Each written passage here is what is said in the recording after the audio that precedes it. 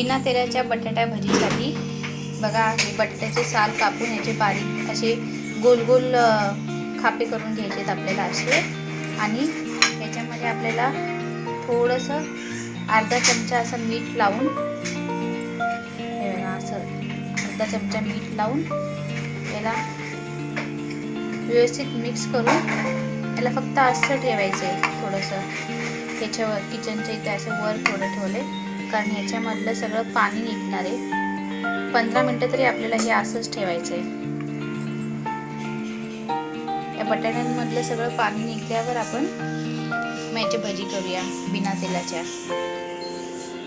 त्याला पाणी सुटलेलं आहे, हे बघा हे पाणी, हे फेकायचं आहे आपल्याला.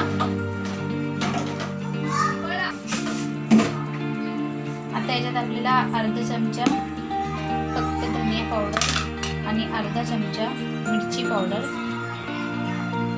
आणि थोडंसं चिमूटभर हळद आणि अर्धा चमच्यापेक्षा पण कमी मीठ, एकदम कमी, कारण आपण त्या बटाट्यामध्ये मीठ लावून ठेवलेलं पाणी सुटायला, त्याच्यामध्ये पण मीठ असेल.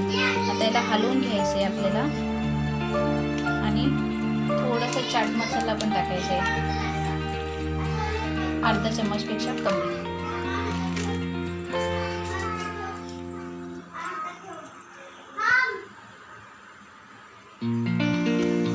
आता बघा, जे बटाटे आपण कापून ठेवलेले त्याचं पाणी पूर्ण नितळले, त्याला हे असं याच्यामध्ये रव्यामध्ये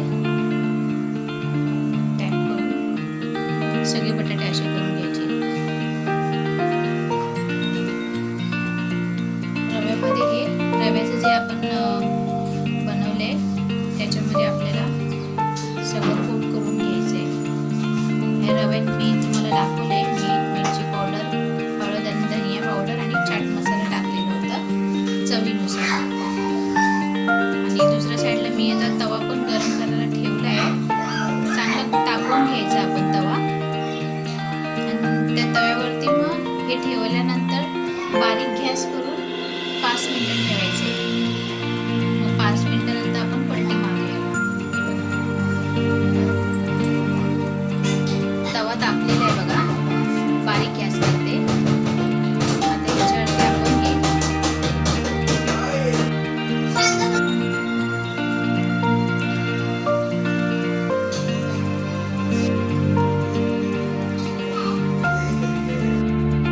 आता आपण झाकण लावून ठेवूया. 5 मिनिटानंतर आपण चेक करूया, बारीक गॅस केलेला आहे आपण. बघूया 5 मिनिटं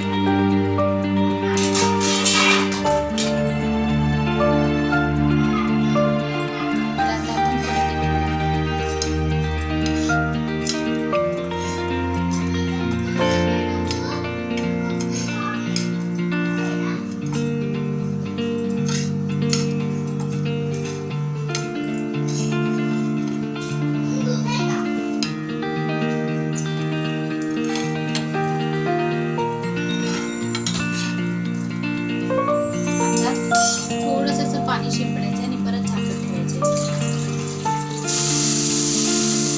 थोडंसं, जास्त नाही. हे आपल्याला बिना तेलाच्या भज्या करायच्या, थोडं आवडीने खातात.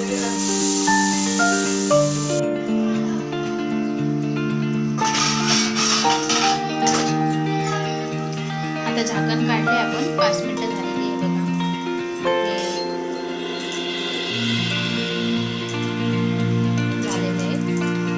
आपण दाबून घेऊया. झाले. हे बघा, एक चेक करूया आपण, शिजले. झाले आणि सॉफ्ट